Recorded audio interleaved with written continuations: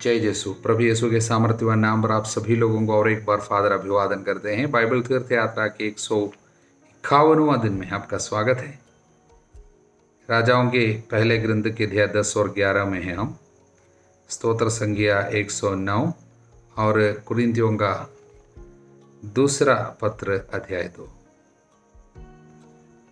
हम 10वें अध्याय में राजाओं के पहले ग्रंथ के शेबा की रानी का सुलेमान से मिलने के लिए उनका जो आना है, आगमन है, उसके विषय में पढ़ते हैं। इस घटना के बारे में संत अफ्रेम, जो सीरिया के एक महान संत अफ्रेम ने इस तरह एक टिप्पणी की है। वो कहता है, रानी शेबा की रानी जो है वो कलीसिया की एक प्रतीक है। ये रानी सुलेमान की कीर्ति सुनते हुए, उनकी प्रज्ञा की बात सुनते हुए दूर से आई। कलीसिया भी दुनिया के चारों दिशाओं से यीशु में एकत्रित है। वो जो नहीं जानती थी, सुलेमान के पास आकर सीखी और काफी उपहार संग लौटी।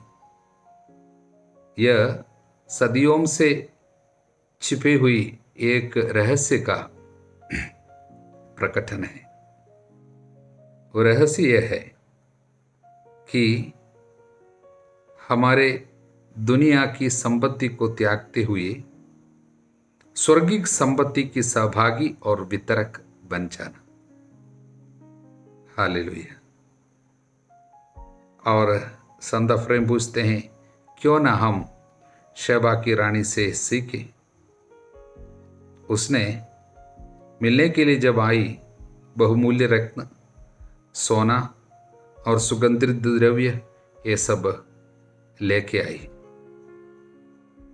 हमें भी चाहिए कि दुनिया की चीजें जो भी हमारे पास है उसको हम सौंपे।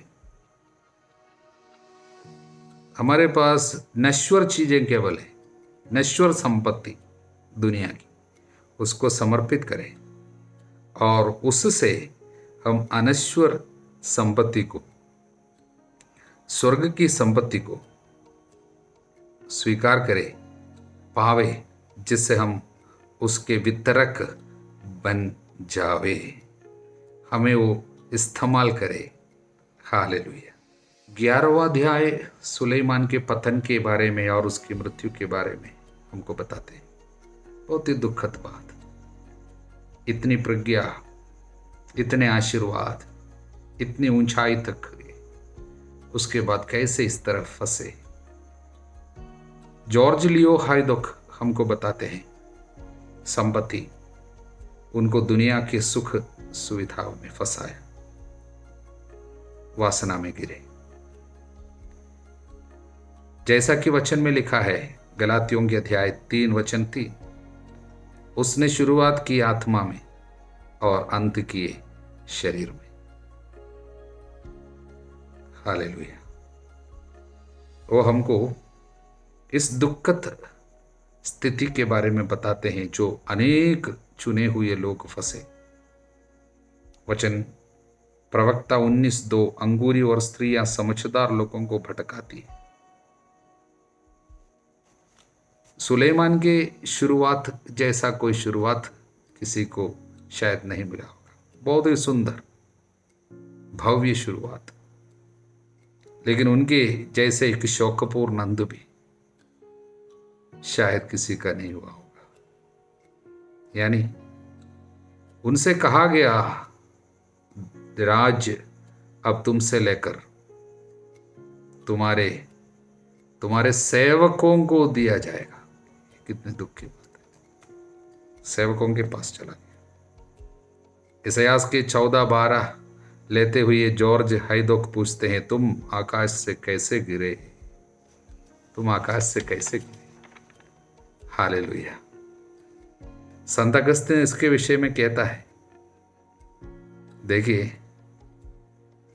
भले ही प्रभु उनको बहुत सामर्थ्यवान रीति से इस्तेमाल किया और उन पर काफ़ी रहस्यों को उनके द्वारा प्रकट किया, किंतु वो प्रभु का कार्य है, वो मनुष्य का कार्य नहीं। प्रभु ने उस पर कार्य किया, लेकिन वो गिरा। और संत अगस्तीन कहता है, मानव के बीच में, लोगों के बीच में ही तो उनका पतन हुआ। देखिए, आदम एदन वाटिका में गिरा था, उसका पतन हुआ। और स्वर्ग में एक स्वर्गदूत, उसका पतन हुआ, जो कि शैतान बन गया, वो स्वर्ग से गिरा। तो ये आदमियों के बीच में गिरा।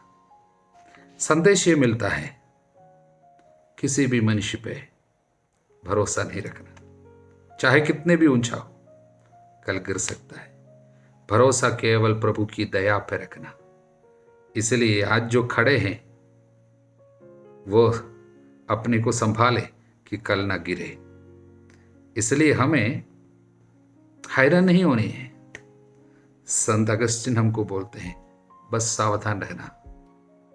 मनुष्य चाहे कितने ऊंचाई पर क्यों न हो, यदि वो सावधान नहीं रहेंगे, उस पर ईश्वर की दया नहीं होंगे और बहुत ध्यान से अपने दिल को नहीं संभालेंगे, तो हम फंस सकते हैं। अपने दिल को बहुत ही ध्यान से उन पर निगरानी बनाए रखना। कौन सा सुख आप पाते हैं, कहाँ पर आपकी आंख लगी हुई है, इस पर आप निगरानी बनाए रखें, नहीं तो हम भी किसी न किसी दिन फंस सकता है। लेकिन उसके द्वारा प्रभु ने जो प्रकट किया वो सब नष्ट नहीं हुआ, आज भी हमारे पास है। उदाहरण के लिए सूक्ति ग्रंथ में या सुलेमान का सर्वश्रेष्ठ गीत, उनके द्वारा जो बातें आई है वो प्रभु का दान है, इसलिए उनके पाप के कारण नष्ट नहीं हुआ। अगर वो व्यक्ति का केवल होता, उसके पाप के साथ साथ उनके पतन के साथ वो भी नष्ट हो जाता। लेकिन मनुष्य के पाप उनके साथ रह जाता है, लेकिन ईश्वर ने उनके द्वारा जो किया वो ईश्वर का है, वो आज हमारे पास है। हालेलुया। अब हम स्तोत्र संग 109 को समझने की जरा कोशिश करेंगे। पहली बार इसको पढ़ने से कई लोगों को तकलीफ हो सकते हैं, चोट लग सकता है और बहुत शक मन में आ सकता है, क्यों इस तरह का शब्द बताता है, क्योंकि बहुत श्राप का शब्द बताया गया। लेकिन जब अच्छा से समझने से हमको बहुत अच्छा लगेगा, क्योंकि ये एक ऐसे व्यक्ति का पुकार है, एक ऐसे प्रभु सेवक का, प्रभु के भक्त की प्रार्थना है, जिनके ऊपर बहुत श्राप लगाया जाता है, बहुत दोष लगाया जाता है, झूठे दोष लगाया जाता है, बहुत तकलीफ उनको सहना पड़ता है। प्रभु के कार्य करने के कारण, प्रभु के लोगों की सेवा करने के कारण उनके ऊपर जब शत्रु आक्रमण करता है, ऐसे व्यक्ति प्रभु के सामने खड़े होकर अपना दुखड़ा रोता है। वो संदेश है, वो स्तोत्र है 109वां स्तोत्र।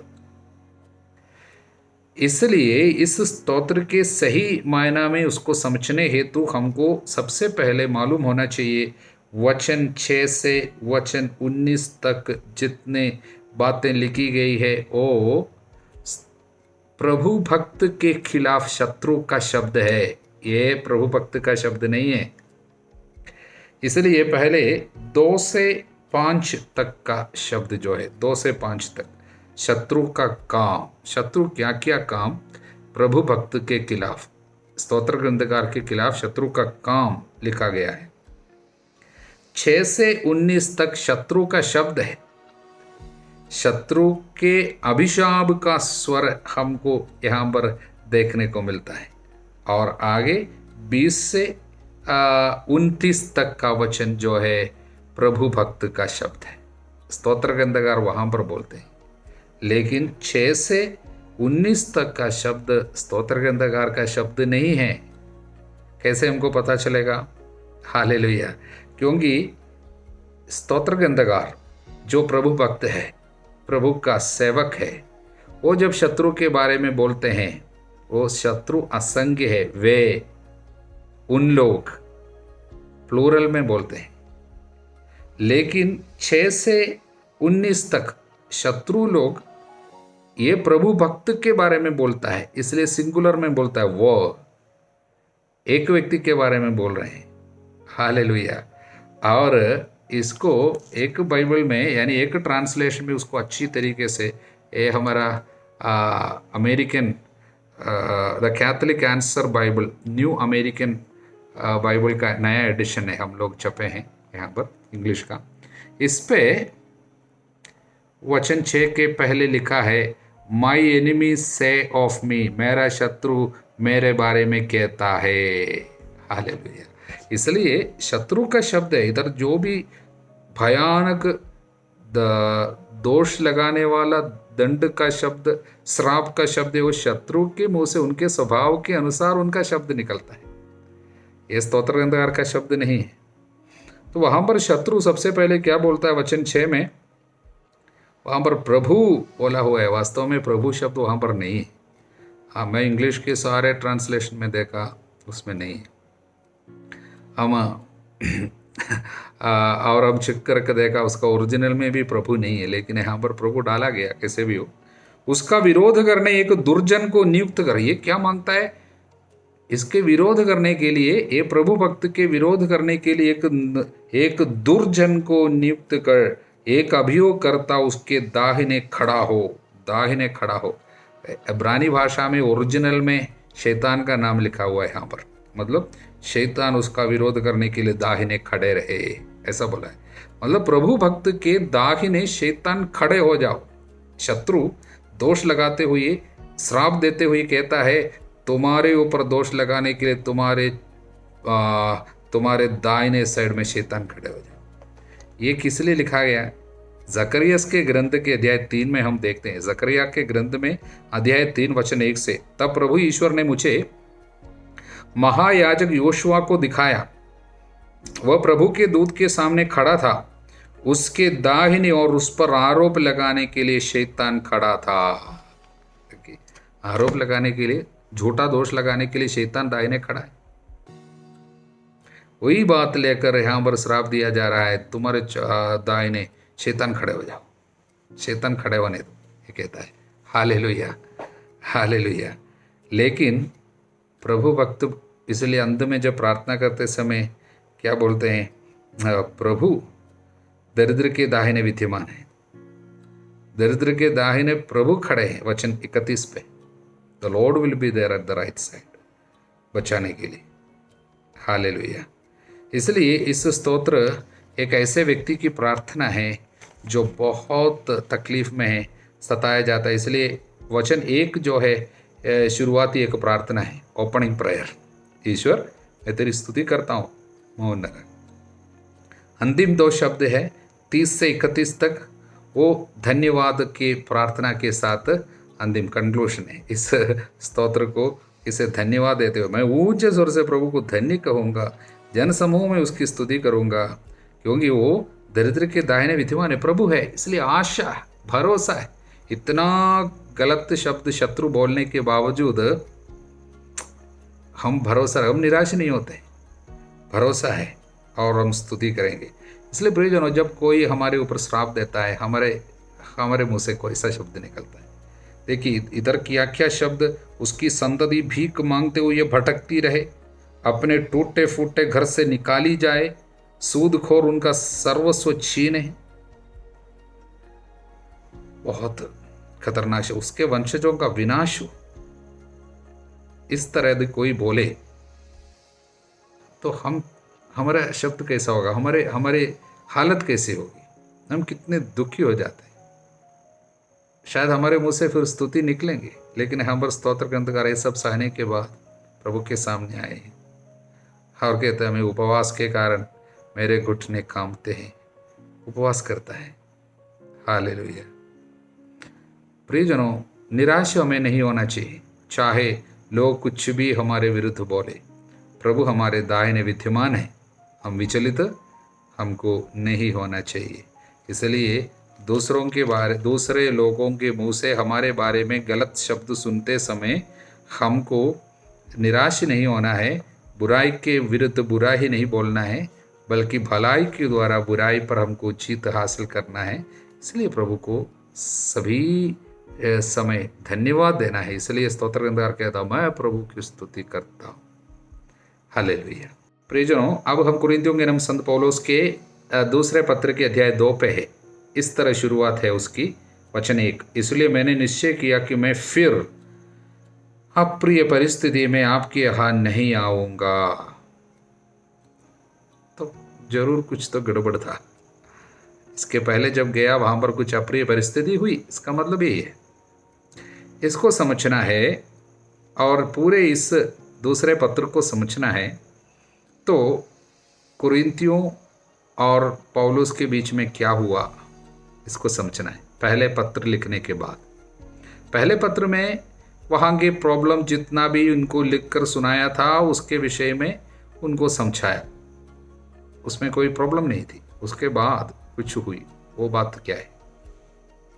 उस समय 16वां अध्याय में उसने कहा था, मैं आपसे मिलने आ रहा हूँ, मैं अभी एफेसुस में हूँ, मकेदोनिया जाते समय मैं आपके यहाँ पर आऊँगा, बोला था। हालेलुया। और कुरिन्थियों के दूसरे पत्र पे अध्याय 1 वचन 16 पर भी वो कहता है उसकी योजना के बारे में। पहले क्या योजना थी? मैं आपके यहाँ से होकर मकेदोनिया जाना, वहाँ से आपके पास लौटना चाहता था, जिससे आप मेरी यहूदी यात्रा का प्रबंध करें। उसके बाद मैं आपके यहाँ दूसरे बार भी आकर ठहरूंगा, उसके बाद वहाँ से सीधा यरूशलेम यहूदिया चला जाऊँगा। यही बात थी उसकी। उसके मुताबिक एफेसुस से मकेदोनिया जाने के समय वो कुरिन्थ गया। यह सब पहले पत्र के बाद की बात है, ठीक है। एडी 55 में वो समर के टाइम में वहाँ पर पहुँच गया। लेकिन उस यात्रा में उस बार वहाँ पर कुरिन्थ में कुछ घटना हुई। वो घटना क्या है हमको नहीं पता, लेकिन ऐसी हुई, किसी ने वहाँ पर उनका विरोध किया और बहुत दुख देने वाली कुछ घटना हुई। एक व्यक्ति, शायद एक या उससे ज़्यादा है, मालूम नहीं, एक व्यक्ति शायद वो पौलुस का विरोध किया, उनकी निंदा की। शायद उनके प्रेरिताई पर, शायद उनकी आध्यात्मिकता पर कुछ शक उसने प्रकट किया और उससे उनको बहुत दुख हुई और इसलिए रोते हुए वो निकल आए वहाँ से। और वापसी में मकेदोनिया से एफेसुस जाते समय या वापसी में नहीं गया, कुरिन्थ नहीं गया। पहले योजना थी और इसलिए वहाँ पर नहीं गया। मैं इसलिए अब तक कुरिन्थ नहीं आया, मैं आप लोगों को दुख देना नहीं चाहता था। हालेलुया। इसलिए कहता है, मैं अप्रिय परिस्थिति में आपके यहाँ नहीं आना चाहा। इसलिए फिर क्या किया, वापस जाके एक चिट्ठी लिखी। वचन 4, मैंने बड़े कष्ट में हृदय की वेदना सहते हुए आंसू बहा बहा कर एक पत्र लिखा। वो पत्र किस पत्र के बारे में कहता है? ऐसा एक पत्र वास्तव में कुरिन्थियों के नाम दूसरा पत्र, ओरिजिनली एक दूसरा था। वो पत्र हमारे पास नहीं आया, कहीं नष्ट हो गया। आज हमारे पास तक वो पत्र नहीं आया। वास्तव में ये जो है शायद ये तीसरा पत्र है जो दूसरा पत्र के रूप में हमारे पास मिला है। इसलिए वो पत्र के बारे में जो हमारे पास नहीं आया उसके विषय में इधर लिखा है, आंसू बहा बहा कर हृदय की गहरी वेदना से मैंने लिखा। मैंने आप लोगों को दुख देने के लिए नहीं लिखा, बल्कि इसलिए कि आप ये जान जाए कि मैं आप लोगों को कितना अधिक प्यार करता हूँ। ऐसा एक चिट्ठी उसने लिखा था। हालेलुया। प्रियजनों, उस चिट्ठी से वहाँ पर भी लोगों को बहुत दुख हुआ।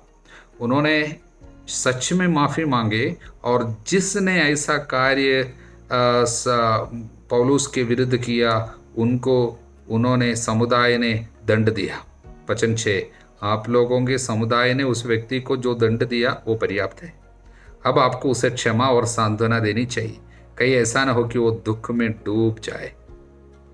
भले ही पौलुस के दिल में बहुत दुख था उस घटना को लेकर, फिर भी यहाँ पर एक पिता के प्यार के साथ उनको समझा रहे हैं, उनको क्षमा देना चाहिए।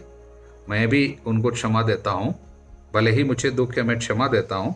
यह सब क्यों है? वचन 11, क्योंकि हम शैतान के फंदे में नहीं पड़ना चाहते हैं, हम उसकी चालें अच्छी तरह जानते हैं। वचन 11, मुझ उसकी चालें अच्छी तरह जानते हैं। भले ही हमको दुख हुआ, लेकिन हम अभी घृणा नहीं रखेंगे, उनको क्षमा देना चाहिए। और मैं आपको कहता हूँ वचन 8, इसलिए मैं आपसे निवेदन करता हूँ आप उसके प्रति प्रेम दिखाने का निर्णय करें।